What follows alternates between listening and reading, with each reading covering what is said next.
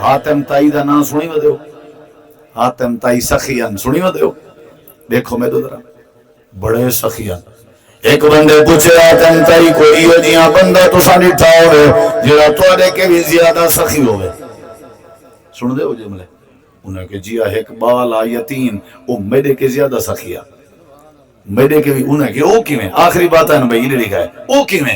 آکھن لگے اقبال نے میری دعوت کی تھی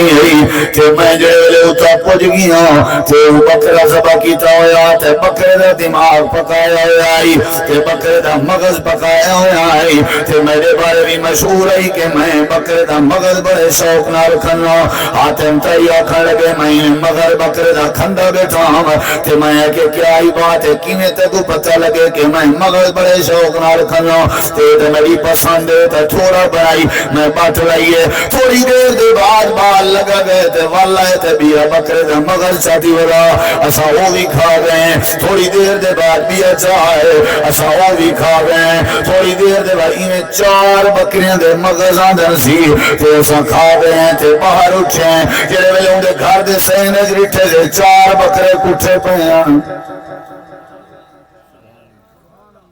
کتی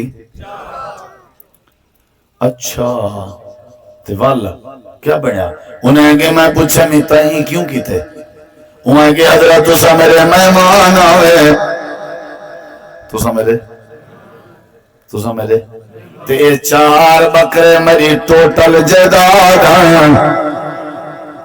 تو کو نہیں سمجھے یہ بکرے میری روزی دا ذریعہ یہ میری جمع پونجی آئی تے یہ میرا بینک بیلنس تے میں تو آپ جو پسند رہا میں مہمانے تے اپنا ٹوٹل سرمایہ قربان کر دیتے تے بندہ پوچھا رہا پوچھ رہے حاتم تائی ایڈے سو